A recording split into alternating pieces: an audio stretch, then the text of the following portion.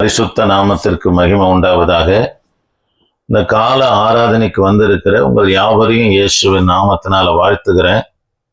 தேவ பிள்ளைகளே, நாம் தொடர்ந்து வேதாகமத்துல பெயர் சொல்லப்படாத இருக்கிற பெண்களை குறித்து தான் நாம் தியானித்து கொண்டு வருகிறோம். பழைய ஏற்பாட்டுல 44 பேரும், புதிய ஏற்பாட்டுல 28 பெண்களுடைய பெயர் சொல்லப்படலை. அவங்க பெயரே சொல்லப்படலை. இதுல இதுவரைக்கும் 12 பேர் பார்த்திருக்கிறேன்னு நினைக்கிறேன். இன்றைக்கு 13வது மத்தேயு சுவிசேஷ புத்தகம். நம்ம தொடர்ந்து புதிய ஏற்பாட்டுல இந்த 28 பேரை பார்த்துட்டு பிற்பாடு நம்ம எங்க போறோம்? பழைய ஏற்பாட்டுல பெயர் சொல்லப்படாத, வேதாகமத்துல பெயர் சொல்லப்படாத பெண்களை குறித்து நம்ம தியானிக்க போகிறோம்.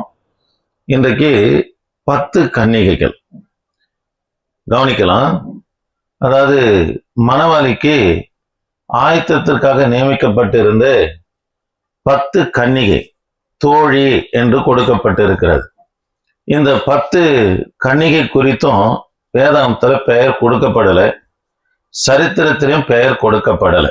கவனிக்கலாம் தேவ பிள்ளைகளை. இதுல ஒரு காரியத்தை சொல்லிட்டு நம்ம யூத முறைமைக்குள்ள உள்ள போயிட்டு புத்தி இல்லாத என்ற தலைப்புல ஒரு 3 காரியத்தை நம்ம பார்க்க போகிறோம். ஆமென், அல்லேலூயா. சரி, கவனிக்கலாம். கவனிங்க, கர்த்தருடைய வார்த்தை கவனிங்க. தீவெட்டி இருக்குது புத்தி இல்லாதவர்கள் இடத்துல, எண்ணெய் இல்லை. எண்ணெய் இல்லாத பட்சத்துல மணவாளன் வருகிறார். இவங்க தீவெட்டி எரிவதற்கு தேவையான எண்ணெய் இல்லாத பட்சத்துல புத்தி உள்ளவர்களிடத்துல எண்ணெயும் இருக்குது, தீவெட்டியும் இருக்குது. போயிட்டு எண்ணெய் கேட்குறாங்க. அதுக்கு அவங்க சொல்றாங்க, நீங்க போய் எங்க போய் வாங்கிக்கங்க, கடைக்கார இடத்துல போய் வாங்கிக்கங்கன்றாங்க. இரவுல எப்படியாகிலும் கடைக்காரனை தொந்தரவு பண்ணி வாங்கிக்கின்னு வரலாம் தான் புறப்பட்டு போறாங்க. சிலர் எண்ணெயை பரிசுத்த ஆவியானவருக்கு அடையாளமாக மத்தேயு சுவிசேஷ புத்தகம் 25:1-13 வரைக்கும் சொல்றாங்க. அது பரிசுத்த ஆவியானவருக்கு அடையாளம் என்று. இங்க சொல்லப்படுகிற மத்தேயு சுவிசேஷ புத்தகம் 25ஆம் அதிகாரத்துல சொல்லப்படுகிறது பரிசுத்த ஆவியானவருக்கு அடையாளம் இல்லை, ஆயத்தம் இல்லாத நிலையை காட்டுகிறதுக்காக சொல்லப்பட்டதுதான் எண்ணெய். பரிசுத்த ஆவியானவருக்கு பல சின்னங்கள் இருக்குது. புறா இருக்குது, அக்கினி இருக்குது, தண்ணீர் இருக்குது, எண்ணெய் இருக்குது. இது போல பரிசுத்த ஆவியானவருக்கு பல சின்னங்கள் இருக்குது அவர் உதாரணப்படுத்துவதற்கு. ஆனா இங்க சொல்லப்பட்டு இருக்கிற எண்ணெய் பரிசுத்த ஆவியானவரை சொல்லலை. ஒரு சிலர் இது பரிசுத்த ஆவியானவர் என்றாங்க. அப்படி பரிசுத்த ஆவியானவராகவே இருக்கிறாருன்னு வச்சுங்களேன், அவங்க கூற்றின்படி பரிசுத்த ஆவியானவர் தான் இருக்கிறாருன்னு வச்சுங்க. அந்த எண்ணெய்க்கு கடைக்கார இடத்துல பரிசுத்த ஆவியானவர் விற்கிறாங்க. நீங்க போய் எங்க வாங்கிக்கங்க, கடைக்கார இடத்துல போய் வாங்கிக்கங்கன்னு சொல்றாங்க. அந்த மாயவித்தக்காரன் சீமோன் இடத்துல கேட்கிறாரு, உனக்கு எவ்வளவு பணம் வேணாலும் தரேன், உன்னிடத்துல இருக்கிற வல்லமை, பரிசுத்த ஆவியானுடைய வல்லமை எனக்கு கொடு அப்படின்றான். உன் பணம் உன்னோடு கூட நாசமாய் போவதாக என்றார். அதனால பரிசுத்த ஆவியானவர் கடையிலையும் விற்க முடியாது, பணத்தினாலையும் வாங்கவும் முடியாது. பரிசுத்த ஆவியானவர் யாரு தன்னை சுத்திகரித்து ஆயத்தமா இருக்கிறார்களோ அவர்கள் மேல கர்த்தர் கிருபையாக ஊற்றுகிற தேவன். ஆமென், அல்லேலூயா. சரி, இங்க கவனிக்கலாம். இதை உங்களுக்கு திரும்பவும் அந்த 10 வெள்ளிக்காசுல இருந்தே நான் வரேன். கர்த்தருடைய வார்த்தையை கவனிக்கலாம். யூதருடைய திருமணம் 7 நாள் நடக்கும். நான் அந்த 10 கன்னிகையில இருந்து வருகிறேன். ஒரு யூத வாலிபன் ஒரு பெண்ணை பார்த்து திருமணம் செய்ய வேண்டும் என்று அவன் நினைப்பானா, பெண்ணிடத்துல போக மாட்டான். அந்த யூத வாலிபன் பெண்ணுடைய தகப்பனிடத்துல போயிட்டு, ஐயா, உங்க மகளை எனக்கு பிடித்து இருக்கிறது, நான் அவளை திருமணம் செய்ய போகிறேன் என்று சொல்லி லேவியராகமம் புத்தகம் 27ஆம் அதிகாரம் 2-3 வரைக்கும் வாசித்து பார்ப்போம்னா, ஒரு ஆணுடைய மதிப்பீடு 50 சேக்கல் வெள்ளிக்காசுன்னு சொல்லப்பட்டிருக்குது. அதாவது 20 வயதுல இருந்து 60 வயது வரைக்கும் இருக்கிற ஆண்களுடைய மதிப்பு 50 சேக்கல் வெள்ளிக்காசு என்று கொடுக்கப்பட்டிருக்குது. பெண்கள் 30 அல்லேலூயா. சரி, அவங்களுக்கு கொடுக்கப்பட்டிருக்குது. அதனால இவன் உடனே 50 வெள்ளி காசை தகப்பன இடத்துல கொடுக்க மாட்டார். 10 வெள்ளி காசை கொடுத்துட்டு புறப்பட்டு போயிடுவான்.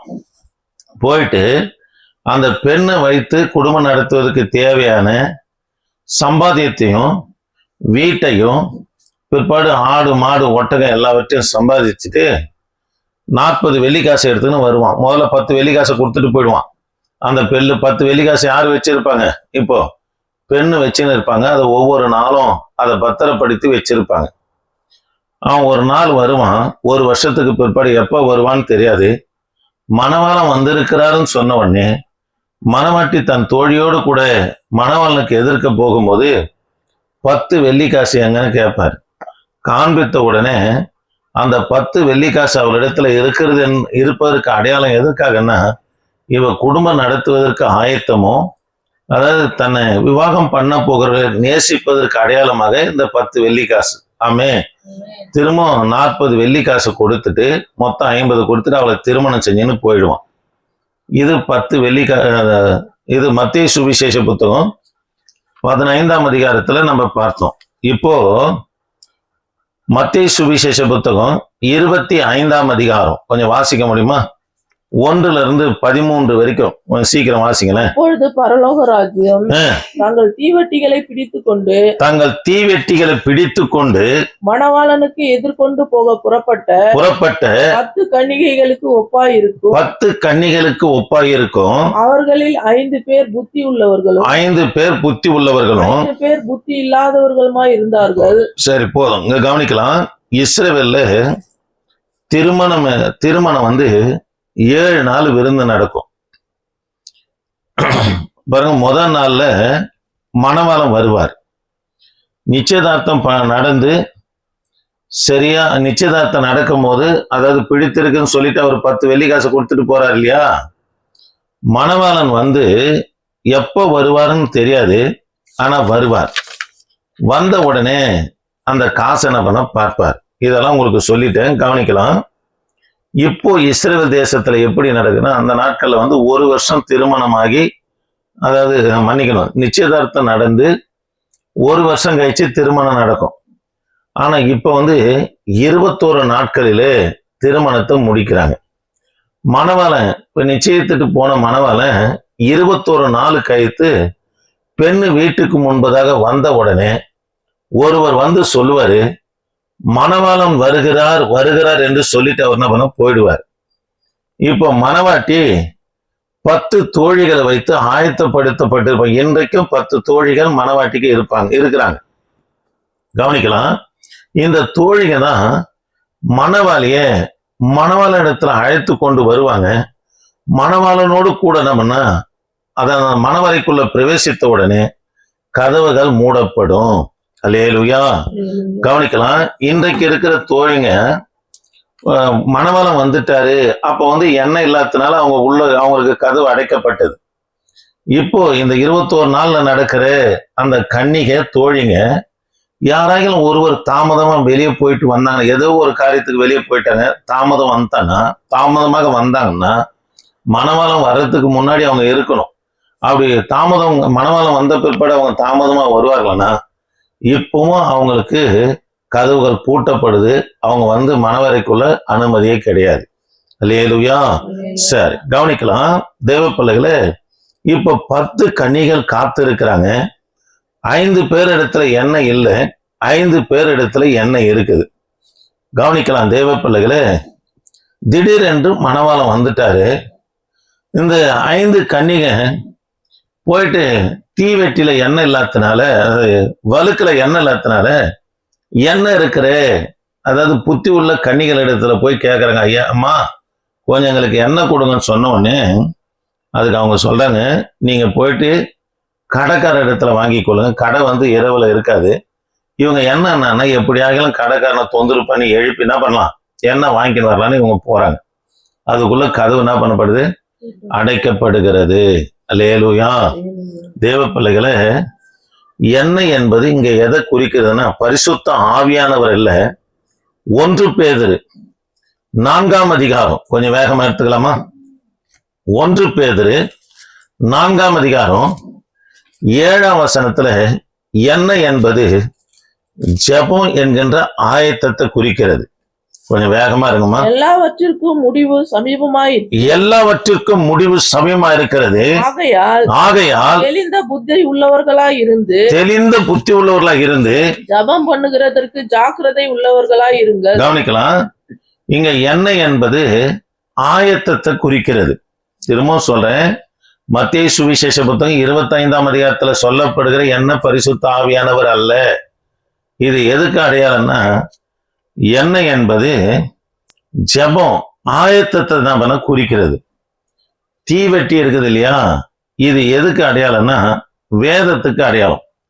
பிலிப்பியருக்கு நிருபம் 2ஆம் அதிகாரம் 14ஆம் வசனமும், நீதிமொழிகளின் புத்தகம் 6ஆம் அதிகாரம், பிலிப்பியர் எடுத்துங்க 2:14, நீதிமொழிகளின் புத்தகம் 6:23 நீங்க வாசித்து பார்ப்பீங்கன்னா வாசிங்கம்மா. எல்லாவற்றையும் முறுமுறுப்பில்லாமலும் தர்க்கிப்பில்லாமலும் செய்யுங்க. மேலும் உங்கள் விசுவாசமாகிய பலியின் மேலும் ஊழியத்தின் மேலும் 4:2-14 அப்படியா இருக்குது. பிலிப்பியருக்கு என்ன நிருபம்? நான் வீணாக ஓடினதும் வீணாக பிரயாசப்பட்டதும் இல்லை என்கிற மகிழ்ச்சி கிறிஸ்துவின் நாளில் எனக்கு உண்டாயிருப்பதற்கு வசனத்தை பிடித்துக்கொண்டு ஜீவ வசனத்தை பிடித்துக்கொண்டு சுடர்களை போல பிரகாசிப்பேன் என்றாரு. அப்ப எண்ணெய் என்பது ஜெபம் என்னும் ஆயத்தத்தை குறிக்கிறது. தீவெட்டி என்பது வேத வசனத்தை குறிக்கிறது. இது பிலிப்பியர் 2:14, அதாவது வேத வசனமாகிய, அதாவது தீவெட்டி பிடித்து கொண்டு சுடர்களை போல என்ன பண்ணுவேன், பிரகாசிப்பேன் என்று அப்போஸ்தலனாகிய பவுல் இந்த இடத்துல சொல்றார். இதே சாலமோன் சொல்லும் போது 6:23 கட்டளையே விளக்கு, வேதமே வெளிச்சம், போதக சிற்றையே ஜீவ வழி என்றார். ஆக எனக்கு அன்பான கர்த்தருடைய பிள்ளைகளை, ஜெபமும் இருக்கணும், வேத வாசிப்பும் இருக்கணும். ஜெபம் வேத வாசிப்பு இது ரெண்டும் ஒரு கிறிஸ்தவனுக்கு அவசியமாக இருக்கிறது. அல்லேலூயா. சரி, தீவெட்டி இருக்குது. சிலர் வேதம் வாசிப்பாங்க, ஆனா ஜெபிக்க மாட்டாங்க. ஒரு சிலரை கேட்டா, ஐயா நான் பைபிள் படிச்சேன்யா, வேதம் வாசிக்கலையா என்னவாங்க. அப்படின்னா அவங்க கிட்ட எண்ணெய் இல்லைன்னு அர்த்தம். ஒரு சிலரை பார்த்தா ஜெபம் பண்ணுவாங்க, ஆனா வேத வசனத்தை படிக்க மாட்டாங்க. அவங்களுக்குள்ள எண்ணெய் இல்லைன்னா தீவெட்டி இல்லைன்னு அர்த்தம். கொஞ்சம் வாசிக்கலாமா? நீதிமொழிகள் 28:9 வாசிக்கலாமா? 28:9 வாசிக்கலாம். 28:9 வேதத்தை கேளாதபடி தன் செவியை விலக்குகிறவனுடைய ஜெபம் கர்த்தருக்கு அருவருப்பா இருக்குதான். அதனால தேவ பிள்ளைகளை, ஆண்டுடைய பிள்ளைங்களுக்கு ரெண்டும் இருக்கணும். திரும்ப சொல்றேன், எண்ணெய் என்பது ஜெபம் என்னும் ஆயத்தத்தை குறிக்கிறது. தீவெட்டி என்பது வேத வாசிப்பை குறிக்கிறது. இது ரெண்டும் கர்த்தருடைய பிள்ளைகளுக்கு பேலன்ஸா இருந்தா தான் குடும்ப வாழ்க்கை ஆஸ்வதிக்கப்படும், ஊழியமா வளர்ந்து பெருக கர்த்தர் உதவி செய்வார். எங்களை வயநாடுத்தின பாஸ்டர் பிலிப்பும் வில்லியம் கேரி ஐயாவும் என்ன சொன்னாங்கன்னா, வெயிட்டு இப்போ 10 லிட்டரு, அப்பெல்லாம் கெரோசின் ரேஷன்ல கொடுத்தாங்க 10 லிட்டரு, அப்படிதானே? பெரியவங்க என்ன பண்ணுவாங்கன்னா 5 லிட்டர் வாங்கின்னு வருவாங்க, 2 கையில பேலன்ஸா புடிச்சுன்னு வர முடியும்னு சொல்லி. இதே ஒரு கையில புடிச்சுன்னு வந்தாங்கன்னு வச்சுக்கோங்க 10 லிட்டரு, அவங்களால ரொம்ப தூரம் நடக்க முடியாது. கையை மாத்தி எடுத்துன்னு வருவாங்க. இந்த கையில இருந்து எண்ணெய் இந்த கையில மாத்தி மண்ணெண்ணெய் என்ன பண்ண கொண்டு வருவாங்க. ரெண்டுமே பேலன்ஸா இருந்தாதான், இதுல 5 லிட்டர் இதுல 5 லிட்டர் வலது கையில இடது கையில இருந்தாதான் அவங்களால சீரா போகவே முடியும். அதனால ஜெபமும் வேத வாசிப்பும் கர்த்தருடைய பிள்ளைகளுக்குள்ள சீரா இருக்கணும். அப்படி இல்லைன்னா அவங்களுக்குள்ள தடுமாற்றம் தான் இருக்கும். அல்லேலூயா. வேதம் வாசித்தா கர்த்தர் உங்களோடு கூட பேசுவார். ஜெபம் பண்றது நீங்க தேவனோடு பேசுவது.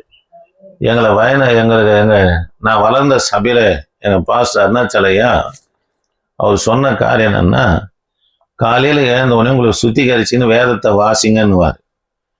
நீ வேதத்தை முதல்ல வாசின்னுவார். முதல்ல ஜெபம் பண்ணதுப்பா வேதத்தை வாசின்னுவார். ஏன்னா கர்த்தர் முதல்ல உன்னிடத்துல பேசட்டும், அதுக்கு பிற்பாடு நீ என்ன பண்ணு, அவரிடத்துல பேசு என்று சொல்லி எங்களுக்கு சொல்லி கொடுத்தாங்க. அதை இன்னார வரைக்கும் செய்ய முடியாது. கர்த்தர் எனக்கு உதவி செய்கிறார். அல்லேலூயா. அதனால தேவ பிள்ளைகளை எண்ணெய் என்கின்ற ஜெபம் என்கின்ற ஆயத்தமா இருக்கணும். தீவெட்டி என்கின்ற வேத வாசிப்பும் இருக்குமானா மணவாளனாகிய கிறிஸ்து வரும்போது நாம் அவரோடு கூட எதிர்கொண்டு போவதற்கு இதுதான் ஆயத்தம். இது ரெண்டும் இல்லைன்னா ரொம்ப மோசமான நிலையில போயிடுவோம். வேத வாசிப்பும் இருக்கணும், ஜெபமும் இருக்கணும். அல்லேலூயா. கவனிக்கலாம். புத்தி இல்லாத இவங்க தானே போக முடியல. இவங்க கதவை தட்டினாலும் கூட என்ன பண்ணல, திறக்கப்படலை. அவங்களுக்கு புத்தி இல்லாத கன்னிகை என்று, அதாவது புத்தி இல்லாத தோழிகள் என்று வேதத்துல அடையாளப்படுத்துது. புத்தி இல்லாத என்ற காரியத்துல ஒரு 3 காரியத்தை நம்ம பார்த்து வேகமா முடிக்கலாம். கலாத்தியருக்கு எழுதின நிருபம் 3ஆம் அதிகாரம் 1ஆம் வசனத்தை கொஞ்சம் வாசிக்க முடியுமா? கலாத்தியருக்கு எழுதின நிருபம் 3ஆம் அதிகாரம் 1ஆம் வசனம். புத்தி இல்லாத கலாத்தியரே, பாருங்க, சபையை பார்த்து சொல்றாரு. கலாத்திய சபையை பார்த்து அப்போஸ்தலனாகிய பவுல், புத்தி இல்லாத கலாத்தியரே, நீங்கள் சத்தியத்திற்கு கீழ்ப்படியாமற் போகத்தக்கதாக உங்களை மயக்கினவன் யார்? உங்களுக்கு மயக்கினவன் யாரு?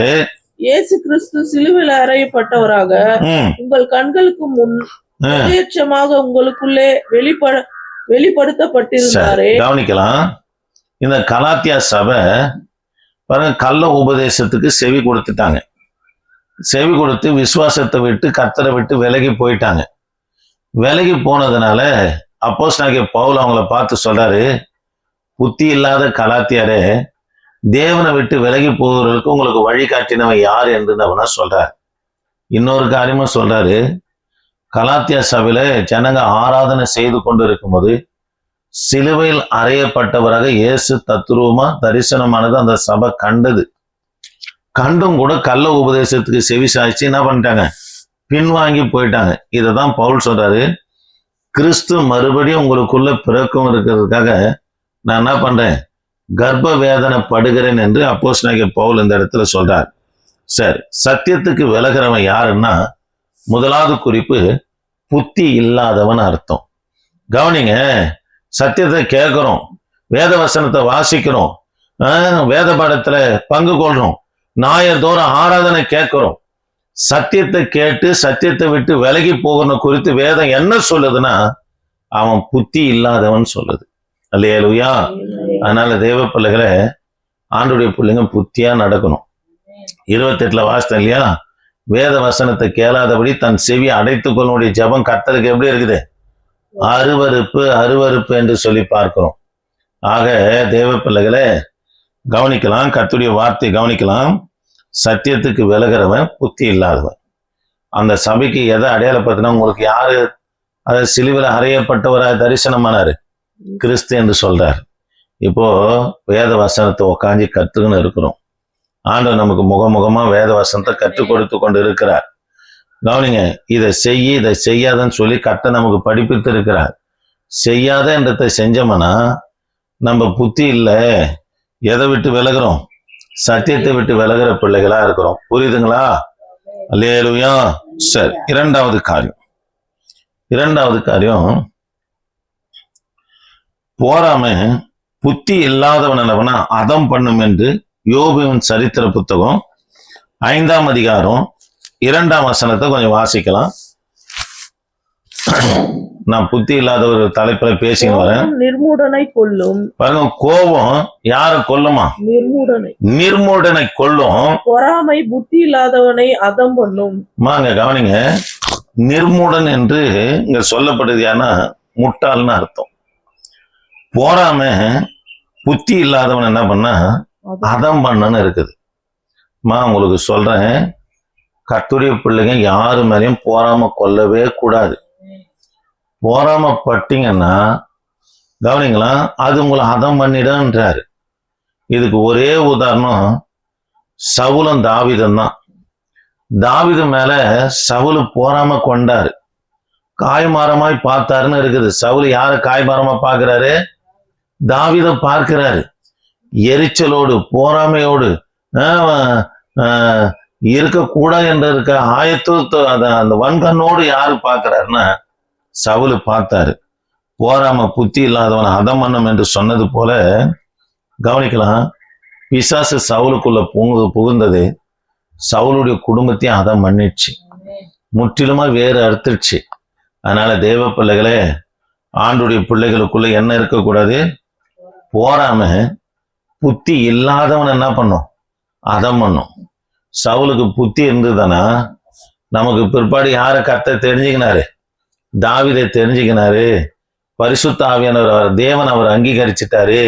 சாமுவேலால அபிஷேகம் பண்ணப்பட்டாரு. எத்தனையோ முறை பார்க்கிறோம், தாவீதோடு கூட கர்த்தர் இருக்கிறாருன்னு சொல்ற இருக்கிறத நம்ம பார்த்தோமே, நம்ம பண்ணலாமா என்ற ஒரு அறிவு யாருக்கு இருந்திருக்கும்? சவுலுக்கு இருந்திருக்கும். புத்தி இல்லை. காரணம் என்னன்னா போறாம. தாவீது கொண்டது 10,000 சவுல் கொண்டது 1000 போறாம வந்துடுச்சு. பேருக்கு தாண்டா நான் ராஜா, மற்ற எல்லாம் புகழ்ச்சிக்க யாரு பார்த்தரா இருக்கிறது? தாவீது இருக்கிறாரே அப்படின்னு சொல்லிதான் தாவீது மேல போராம கொண்டம் புத்தி இல்லாத சவுலு குடும்பமே அதமாயிடுச்சு. அல்லேலூயா. அதனால கர்த்தருடைய பிள்ளைகளை யாரு வளர்ந்தாலும் வளராம போனாலும் உங்களுக்குள்ள என்ன இருக்கக்கூடாதுன்னா போராம இருக்கக்கூடாது. உன்னை கத்துறது நடத்துறது இதுதான் இருக்குதா? ஆண்டவர் சொல்றாரு, எல்லாவற்றிலும் எப்படி இருங்க? சம்பூர்ணமா இருங்க அப்படின்றாரு. போராம மட்டும் கர்த்தருடைய பிள்ளைகள் உள்ள வந்துச்சுன்னா உன் பரிசுத்தத்தை அதம் என்றும் உன் சமாதானத்தை அதம் பண்ணிடும், ஊழியத்தை அதம் பண்ணிடுங்க.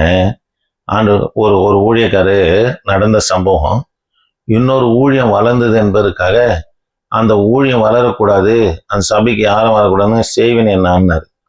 கடைசியா இவர் இல்லாம போயிட்டாரு. பிசாசு அதம் பண்ணிட்டான். காரணம் என்னன்னா போராம. அல்லேலூயா. சரி, கவனிக்கலாம். மூன்றாவது காரியம் நீதிமொழிகளின் புத்தகம் 14ஆம் அதிகாரம் 1ஆம் வசனம். உங்களுக்கு எல்லாருக்கும் தெரியும். புத்தி உள்ள ஸ்திரீ தன் வீட்டை கட்டுகிறா, புத்தி இல்லாதவளோ தன் கையினால அந்த வீட்டை என்ன பண்ணலாம்? இடித்து போடுகிறான்னு இருக்குது. புத்தி இல்லாத ஸ்திரீ இடித்து போடுகிறவள். இது 3வது குறிப்பு. கவனிக்கலாம். இதே மலைப்பிரசனத்துல மத்தேயு சுவிசேஷ புத்தகம் 7ஆம் அதிகாரத்துல கர்த்தர் சொல்றாரு, புத்தி இல்லாதவன் எது மேல கட்டுறானா? மணல் மேல கட்டுறானா? புத்தி உள்ளவன் ஆழமாய் தோண்டி கற்பாறை மேல வீட்டை கட்டுறான்றாரு.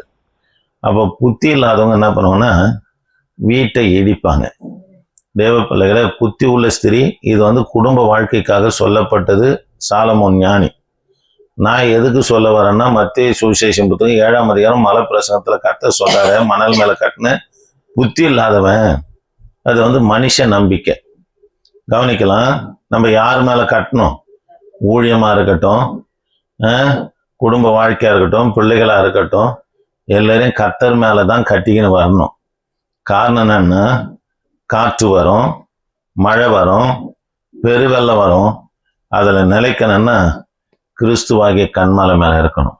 சொல்லி இருக்கிற ஞாபகம் இருக்குதுன்னா, காற்று மனுஷனால வருகிற சோதனை. காற்று ஒரு திசையா வீசாது, பல திசையில வீசும். ஒரு மனுஷன் இன்னைக்கு நம்ம பக்கம் பேசுவாங்க, நாளைக்கு வேற பக்கம் பேசுவாங்க. அதனால காற்று மனுஷனால வருகிற சோதனை. கவனிங்க. பெருவெள்ளம் என்பது பிசாசினால வருகிற சோதனை. வெள்ளம் பெருக்கெடுத்து ஓடும்போது, மழை பெஞ்சு ரோடுகளில் தெருகளில் பார்க்கும்போது வெறும் குப்பையும் கசடும் அழுக்க என்ன பண்ண அடிச்சுன்னு போகும். அது பிசாசினால வருகிற சோதனை. மழை வானத்திலிருந்து வருது, அது தேவனால வருகிற சோதனை. இந்த 3 சோதனையில நம்ம நிக்கணும்னா, நம்முடைய வீடு, நம்முடைய ஊழியம், நம்முடைய தரிசனம் நிலைக்கணும்னா யார் மேல கட்டப்படணும்? கண்மலையாகிய கிறிஸ்து மேல புத்தி உள்ளவர்களா இருக்கணும். புத்தி இல்லை, அதனால 3 சோதனை என்ன பண்ணிச்சு? அந்த வீடு விழுந்து போச்சு. புத்தி இல்லாதவங்க மற்றவங்களை குறை பேசின்னு இருப்பாங்க. அவங்களால தான் இது இப்படி ஆச்சு, இவங்களால தான் அப்படி ஆச்சுன்னுவாங்க. தேவ பிள்ளைகளை, நீங்க புத்தியா இருப்பீங்களா? நீங்க நிலைக்கும்படி கர்த்தர் செய்வார். ஆமே. அல்லேலூயா. நீங்க நீதிமொழிகளின் புத்தகம் 14ஆம் அதிகாரம் 1ஆம் வசனத்துல புத்தி இல்லாத ஸ்திரியோ இடித்து போடுகிறா. அப்போ கவனிக்கலாம். புத்தியா என்ன பண்ணா கட்டணும். நான் எதனால இடித்து தன் கைகளினால இடித்து போடுகிறான்னு இருக்குது. கர்த்தருடைய பிள்ளைங்க கவனிங்க. சிலர் நல்லா தெரியும், இதை சொன்னா அங்க கலகம் வந்துடும், இதை சொன்னா அங்க பிரச்சனை வந்துடும், இதை சொன்னா அந்த குடும்பம் பிரிஞ்சிடும், இதை சொன்னா அந்த குடும்பத்துல அதாவது ஏதாயிலும் விரிச்சல் வர நல்லா தெரியும். தெரிஞ்சவங்க கூட கமுக்கமா வார்த்தையை சொல்லி விட்டு வந்துடுவாங்க. பார்த்துக்கிறீங்களா? இதெல்லாம் புத்தி இல்லாத்து குடும்பத்தை நாசம் பண்ணிடும். புத்தியா இருப்பேனா நீயும் கட்டப்படுவ, குடும்பம் கட்டப்படும். ஆமே. சரி, 3 காரியத்தை பார்த்தோம், கவனிக்கலாம். சத்தியத்துக்கு விலகிறவங்க புத்தி இல்லாதவங்க, பொறாமை புத்தி இல்லாதவன் அதம் பண்ணும். 2வது. 3வது, புத்தி இல்லாத சிறி அதை என்ன பண்றலாம், இடித்து போடுகிறா என்று சொல்லி பார்த்தோம். ஆமே. அதனால பரிசுத்த ஆவியானவர், மத்தேயு சுவிசேஷ புத்தகம் 25ஆம் அதிகாரத்துல வருது, பரிசுத்த ஆவியானவர் அல்ல, அது ஜெபம் என்னும் ஆயத்தம். தீவெட்டி என்பது வேத வாசிப்பு. இது 2ம் இருந்தா தான் நம்ம யாருடைய வருகையில போக முடியும், கர்த்தருடைய வருகையில போக முடியும். ஜெபமும் பண்ண மாட்டேன், வேதமும் வாசிக்க மாட்டேன், எப்படிங்க கர்த்தர் நம்மளை கொண்டு போவாரு? அல்லேலூயா. சரி, கண்களை மூடலாமா? கண்களை மூடலாமா? ஆண்டவரை நோக்கி பார்க்கலாம். என் தகப்பனே, நாங்கள் உம்மை துதிக்கிறோம். வந்ததான ஒவ்வொரு பிள்ளைகளுக்காய் ஸ்தோத்திரம். வந்ததான ஒவ்வொரு பிள்ளைகளுக்காய் ஸ்தோத்திரம் ஐயா. வந்த ஒவ்வொரு பிள்ளைகளும் கர்த்தாவே நீங்க ஆசீர்வதிங்க. வந்த ஒவ்வொரு பிள்ளைகளின் தேவனே நீங்க ஆசீர்வதிங்க. இந்த கான்ஃபரன்ஸ் லைன்ல இருக்கிற பிள்ளைகளையும் ஆசீர்வதிங்க. நாளில இந்த இடத்துல இருந்து கர்த்தர் நீங்க பெரிய காரியங்களை செய்யுங்க. நாங்க வாசித்தோம் எரேமியா தீர்க்க தரிசன புஸ்தகம். ஆண்டவரே அப்பா, இந்த மாசத்துடைய வாக்குத்தத்தம் 20:11. ஆண்டவரே, கர்த்தரோ பயங்கரமானவராய் உன்னோடு கூட இருப்பார் என்று சொல்லி பார்த்தோம். கர்த்தர் எங்களோடு இருங்க, வழிநடத்துங்க, ஆசீர்வதிங்க. இயேசு நாமத்தில் ஜெபிக்க நல்ல பிதாவே, ஆமென்.